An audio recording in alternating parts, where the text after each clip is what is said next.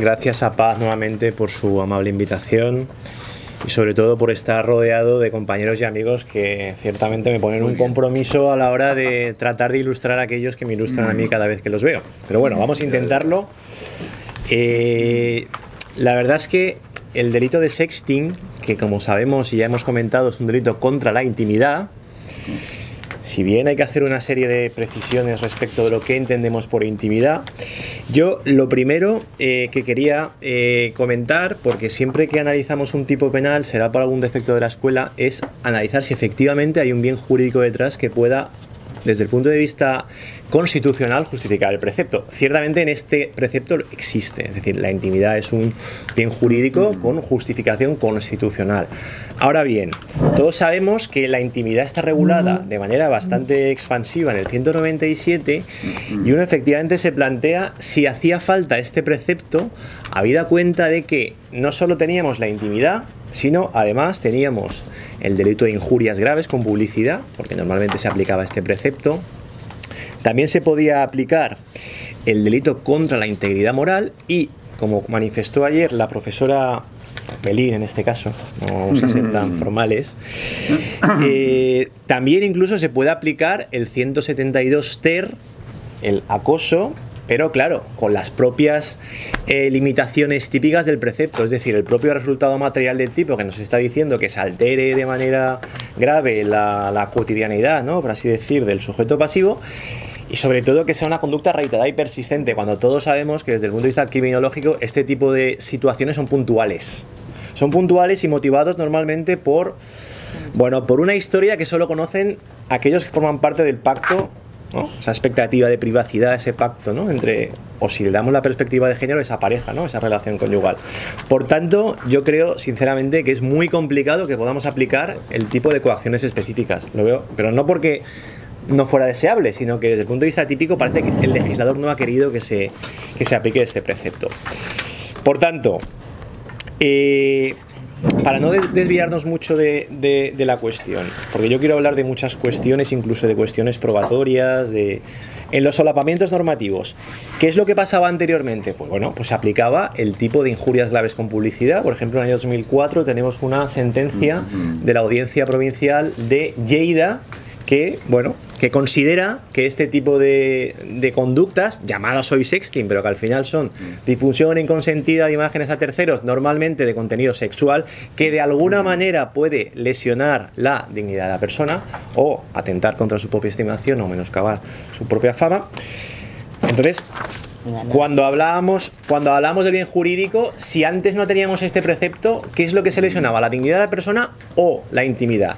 Bueno, yo, desde el punto de vista de ley, ¿no?, o sea, de lo que tenemos en el Código Penal, sin duda que la intimidad es el bien jurídico protegido, sin duda. Ahora bien, yo considero que la intimidad entendida como intimidad corporal y sexual no es más que una manifestación específica de la dignidad de la persona, que es una realidad ontológica superior, con valor constitucional superior y que ciertamente tiene una importancia muy relevante. Ahora bien, si nos vamos al precepto, el 197 apartado séptimo, y es una, no digo de los escollos, porque normalmente este tipo de conductas no son leves, pero sí que es verdad que tiene un resultado material del tipo, que es menoscabar gravemente la intimidad personal de esa persona. Es decir, ¿cualquier ataque a la intimidad de un sujeto va a ser grave? No, no tiene por qué ser grave. Ahora, ¿cualquier ataque a la intimidad personal que sea grave va a su vez a menoscabar también la dignidad de la persona? Sin duda. Por eso hablaba de solapamientos normativos. Es decir, yo considero que si el legislador ha querido, habida cuenta de las reservas que ha presentado el precepto, porque nos estamos despojando voluntariamente de nuestra intimidad. Así que es verdad que hay una expectativa de privacidad, de que no se difunda a terceros. Es decir, es como lo del pactum generis, ¿no? Es un pacto entre dos personas y ese pacto es absolutamente ajeno a terceros, ¿vale? Es decir, yo comparto mi intimidad de cualquier clase contigo. Ahora bien, no la difundas a terceros. Bien. Si no existiera el 197.7, yo creo que no se tiene que aplicar, como ayer decíamos, el tipo básico de la intimidad, de acceso ilícito a la intimidad, porque la intimidad ha sido cedida sin ningún tipo de ambaje. Sí, se habla de consentimiento extensivo, pero estamos ya haciendo un poco de ingeniería jurídica sobre algo que creo que estaba bien regulado en el Código Penal. Es decir, se podría haber aplicado sin duda el delito de injurias. Pero es que también teníamos el delito contra la integridad moral del 173, que desde el punto de vista penológico es bastante más alto. Pensemos que el legislador, no sé si es porque ha tenido un ataque de recato, pero si vamos al 197.7, es que la pena de prisión es de 3 meses. Es decir, vayamos a la praxis. Porque además yo tuve hace pocos días un asunto que fue calificado erróneamente por el Ministerio Fiscal como 197.2, que era un caso de sexting de manual, es decir, una señora que le dice a otra, hazme unas fotos desnuda con tu móvil, porque yo no tengo, con la expectativa y con la razonable pretensión de que posteriormente se las diese o las rompiese o lo que fuere. ¿Qué hace esta señora? Pues por lo que fuere, por razones absolutamente desconocidas, lo que hace es subirlas a un portal, poner su número de teléfono y, lógicamente, lo que ya sabemos todos, ¿no? Con la connotación de una ex amiga, sí, efectivamente, requiriendo servicios de prostitución. Claro, aquí, lógicamente, no hay un apoderamiento, porque se cede voluntariamente. Claro, desde el punto de vista práctico, el día del juicio, la verdad es que, y ahora hablaré de otra cuestión probatoria, la verdad es que estaba bastante clara, porque no había por dónde cogerlo, la culpabilidad, es decir, la prueba era bastante objetiva, suficiente y directa para vencer esa presunción de inocencia, pero el ajuste típico era bastante controvertido. Finalmente, el fiscal que estaba ese día, que es lo que suele pasar, el que califica no es el que está ese día en el juicio, se da cuenta del fallo, cambia la calificación y 6 meses a 12 meses. Es decir, una conducta de sexting puede ser solventada con una multa de menos de 1.000 euros. Es decir, incluso si acreditamos documentalmente la falta de capacidad económica, incluso se puede quedar en 700 euros. Estamos hablando de que una sanción penal puede ser solventada con una multa que puede ser incluso menor que coger el coche un día y que la Guardia Civil nos quite 3 puntos y nos ponga 700 o 800 euros, o incluso las multas por tóxicos que llegan hasta los 1.000 euros. Es decir, esto es derecho penal simbólico. Es decir, si lo que queríamos de verdad era proteger la dignidad de la persona, creo que no hacía falta. Es decir, si además tiene que ser grave esa vulneración de la intimidad, o nos íbamos a integridad moral o nos íbamos a injuria. Pero claro, irse a injurias también tiene un peligro. Injurias también lleva aparejada una pena de multa. Con lo cual, nuevamente nos movemos en los márgenes del derecho penal simbólico. ¿Cuál es la otra alternativa? Considerar efectivamente como parte de la doctrina, que yo la verdad es que no estoy a favor, se habló ayer, del tema del consentimiento, de considerar que es un tipo básico. Pero claro, las penas del tipo básico, estamos hablando de que pueden llegar de 2 a 4 años, creo que es, ¿no? De 1 a 4 años, es decir, ahí sí que existe una evidente desproporción, teniendo en cuenta además que las conductas para las cuales fue creado ese precepto, lógicamente, se refiere a acceso ilícito a la intimidad ajena, e incluso el propio apartado segundo. También es verdad que hay jurisprudencia que yo he podido ver, que he podido consultar, que castiga este tipo de conductas, de coger el número de teléfono de nuestra expareja y por despecho subirlo a un portal, para que esta conducta que hablamos de stalking, ¿no? Pero de manera puntual, claro, con las consecuencias que tiene para la dignidad de la persona, para su propia estimación, para su fama, que le llamen, lógicamente, requiriendo servicios de prostitución. O incluso subir fotos desnuda. ¿Qué se condena por el apartado segundo? Que el apartado segundo del 197 hace referencia a la manipulación de datos reservados que están insertos en ficheros o soportes informáticos. Claro, creo que el apartado segundo está pensado para otras cosas, ¿no? Es el intrusismo informático, el hurto informático, vulneraciones de la Ley de Protección de Datos del 99, etc. Es decir, nuevamente, por tanto, creo que a la hora de establecer si efectivamente desde el punto de vista político-criminal había una necesidad de tutela, yo creo que sí que existía una necesidad de tutela, pero creo que el legislador se ha quedado un poco corto, ¿no? O desde el punto de vista de la propia redacción del precepto, creo que no es del todo adecuada. A colación de lo que estaba explicando de un caso práctico, también quería comentaros por el tema de subir fotos de otras personas a través de equipos informáticos, que suele ser habitual que desde el punto de vista probatorio no se sepa quién ha sido, sin duda. Podemos sospechar de alguien, pero primero tenemos que localizar la IP y luego esa IP dinámica o estática, descifrar quién es el usuario de la misma, es decir, teléfono y filiación. ¿Cuál es la doctrina del Tribunal Supremo al respecto? Bueno, es muy sencilla. Las IPs dinámicas y estáticas se consideran datos reservados. Por tanto, están protegidos por el secreto de las comunicaciones. Artículo 18, apartado 3º de la Constitución. Por tanto, necesitamos, no para averiguar la matrícula, por hacerlo de manera coloquial, pero sí para saber quién es el titular de ese vehículo a partir de esa matrícula, ¿vale? Para lo primero no hace falta, pero para lo segundo hace falta autorización judicial. Suele ser habitual que los juzgados, por remisión a un oficio policial, hagan ese requerimiento a las operadoras de telecomunicaciones, lo cual ciertamente no es un auto como resolución motivada que de alguna manera justifique esa intervención en un derecho fundamental. Lo digo porque hay sentencias que declaran nulidad de actuaciones en base a una prueba que se ha obtenido con vulneración de derechos fundamentales. Creo que es una cuestión que sobre todo para la praxis puede ser interesante para el ejercicio profesional. Es decir, yo además tengo justamente una sentencia de la Audiencia Provincial de Valencia sobre un caso que no tiene nada que ver con el sexting, pero que es aplicable, sobre un hurto de una tarjeta de crédito, un hurto, sí, de una cartera y una tarjeta de crédito, con la cual se gastan 2 euros para gozar o para disfrutar servicios pornográficos en la red. Son 2 euros. Se castiga por falta, en su momento, falta de estafa y falta de hurto. Y la sala, sentencia del 2014, sección 3ª, anula la sentencia, habida cuenta de que el propio acusado, lógicamente, con buen criterio, se acoge a su derecho a declarar y no dice absolutamente nada de su participación en los hechos. Estaba clarísimo que haya sido él. Pero claro, lo decimos porque... Y aquí además, también lo hace porque se considera que esa intervención de las comunicaciones o ese auto no sea sujeto a los principios de excepcionalidad, proporcionalidad y necesidad, habida cuenta de que nos encontramos ante una falta, es decir, no es un delito grave. Bien, esto es una cuestión de las que quería comentar. Bueno, ya entrando a lo que es el delito de sexting, la verdad es que desde el punto de vista típico no tiene mucha complicación. Es un tipo mixto alternativo, difusión, revelación o cesión. Con cualquiera de los verbos típicos se cumple la conducta, siempre y cuando lógicamente se transmita esa información de carácter sexual o que de alguna manera afecta la intimidad a terceros sin el consentimiento previo del sujeto pasivo. Bien.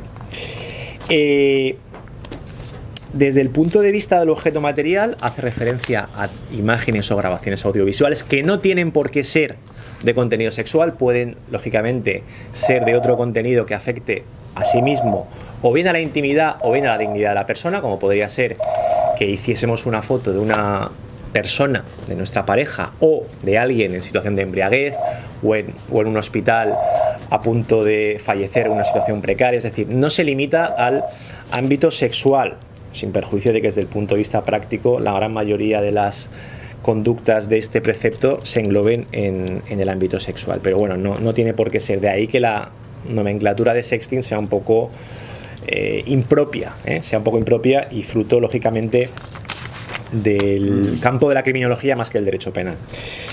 Bien, el precepto tampoco está muy bien redactado cuando dice, o de manera un poco coloquial, cuando dice que se hayan obtenido con su que se hayan obtenido en el domicilio o en cualquier otro lugar fuera del alcance de la mirada de terceros. Es decir, es un poco redundante y sobre todo bastante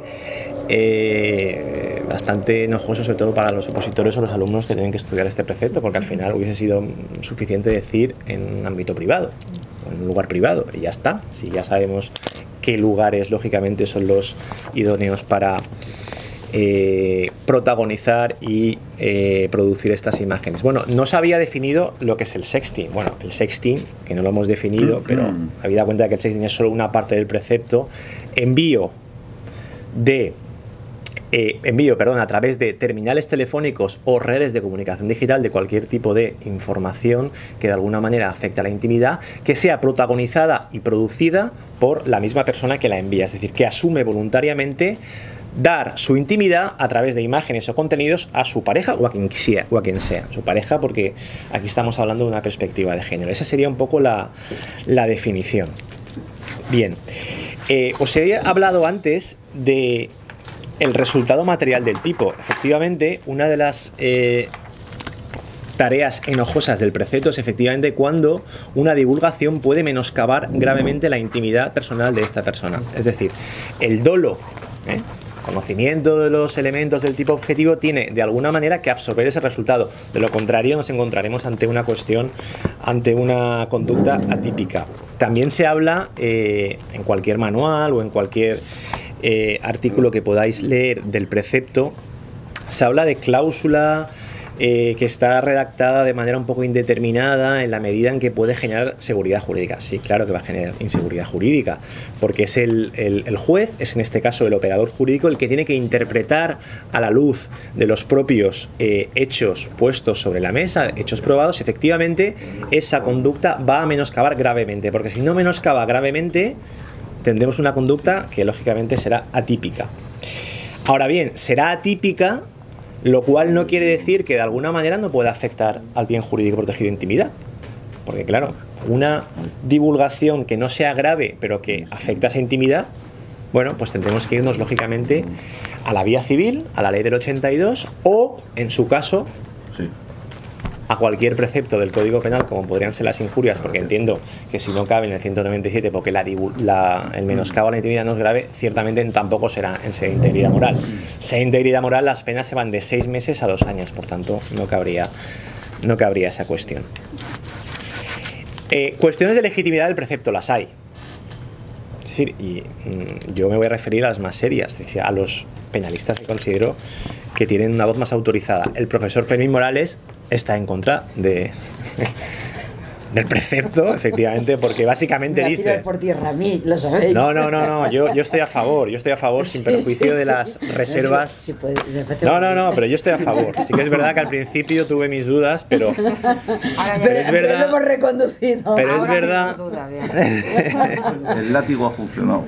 No, pero es verdad que efectivamente se obliga a los ciudadanos a ser confidentes necesarios de los demás y de alguna manera a guardar un deber de sigilo respecto de algo que nos han dado voluntariamente, y ahí se va a formar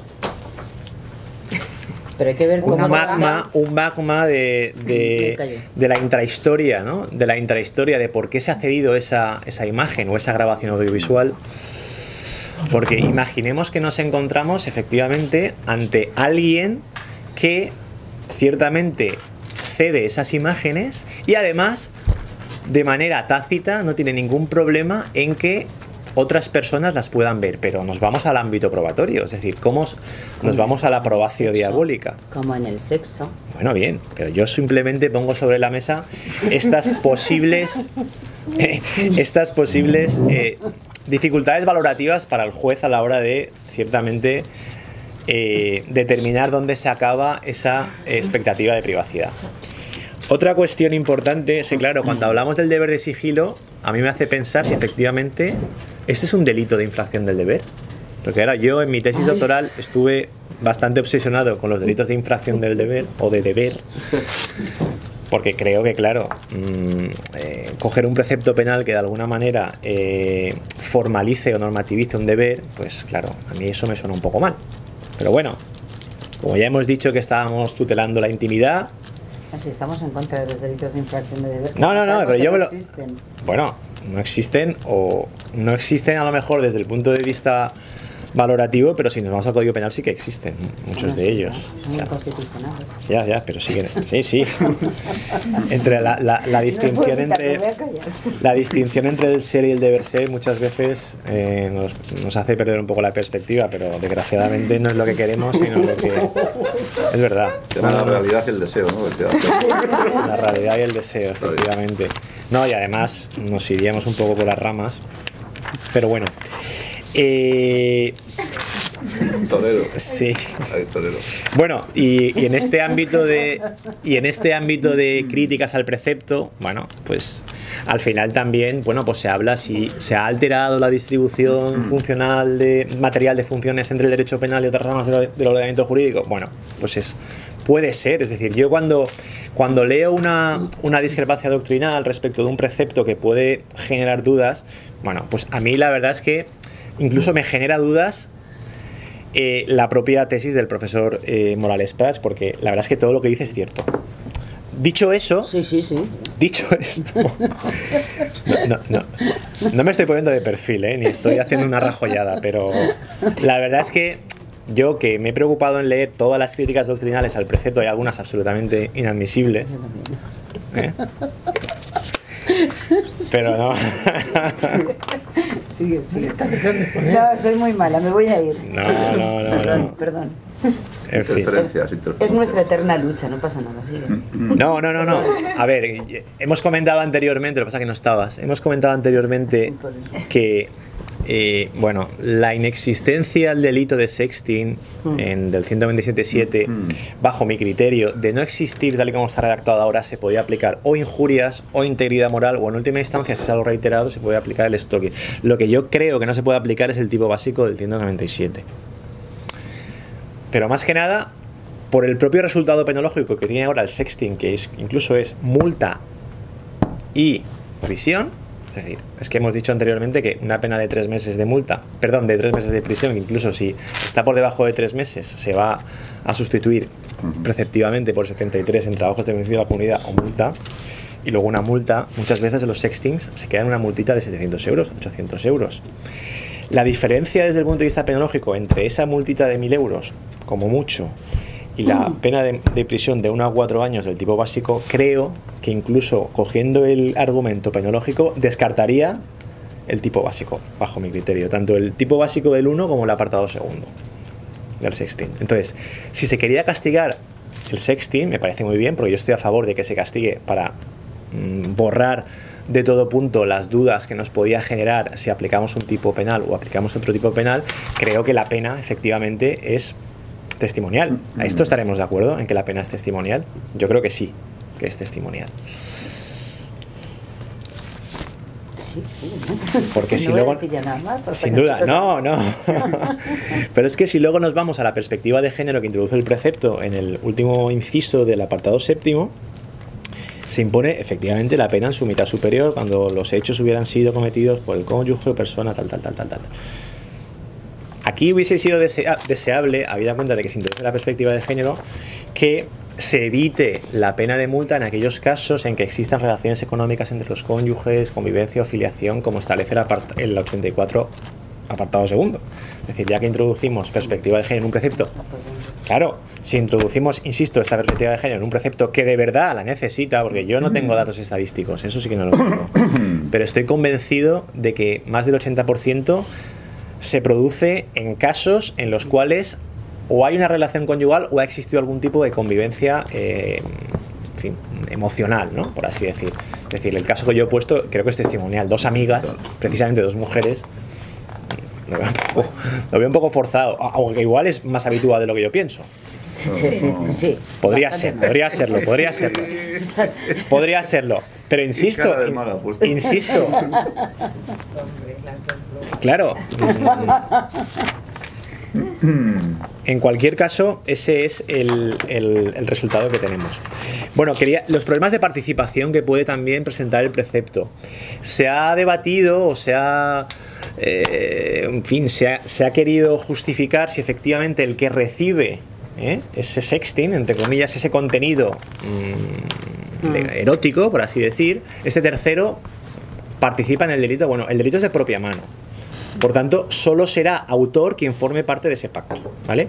Sin perjuicio, eso es lo que yo creo, sin perjuicio de que puedan haber conductas de participación de terceros que conozcan los pormenores de ese pacto. Eso es distinto. Ahora, si yo recibo... Claro, yo nunca lo he recibido, pero... lo prometo. Excusatio non petita, accusatio manifesta. Pero si yo... No, pero no me refiero a los típicos contenidos que pueden ser pornográficos que tú puedes recibir y los puedes borrar o mandar a un tercero que sabes que son, por así decir, ya no inanimados, pero son de la red, de alguien que... no sé cómo, no quiero herir sensibilidades, pero son de los que están en la red, es decir, pornográficos, ¿no? Incluso pueden ser actrices pornográficas o chicas o chicos que se sometan voluntariamente a esto por dinero. Pero imaginemos que es una foto que nos escama, ¿no? Que es de alguien que podamos pensar que es real y que le han hecho esa foto de manera de manera voluntaria, pero sin saber que se iba a remitir a terceros. Bueno, a ver, yo no tengo por qué saber si esta chica lo ha hecho. Un error. Claro. Ahora, yo sin duda que yo no se lo enviaría a nadie. Claro. O sea, eso es una cuestión de Eso ya no. envías, ¿eh? Bueno, Ese es otro de los problemas. Bueno, bien. Yo no lo envío, pero lo enseño. yo lo que haría inmediatamente, pero esto es como si nosotros estamos en nuestro ordenador personal, abrimos un archivo y es un archivo pedófilo. Claro. ¿Qué hacemos? Sí, sí. Ya. Claro. ¿Qué hacemos? Bueno, pues tenemos dos opciones, pero yo lo que haría, esto es como cuando abrimos una carta del buzón que no es nuestra, yo lo que hago es romperla en 3000 trozos ya. No quiero que Claro, al final hay que romper, ¿no? Bueno, Sacamos el fichero. pero bueno, el problema de participación que se puede plantear ahí, yo creo que es un delito de propia mano, sin duda por la propia redacción limpia del precepto, sin perjuicio de que haya problemas de participación. Pero bueno, lógicamente ahí es mucho más dificultoso desde el punto de vista probatorio saber si efectivamente ese tercero que no tiene absolutamente nada que ver con esas personas que forman parte del pacto de confidencialidad sabía o no sabía. O sea, eso me parece bastante complicado.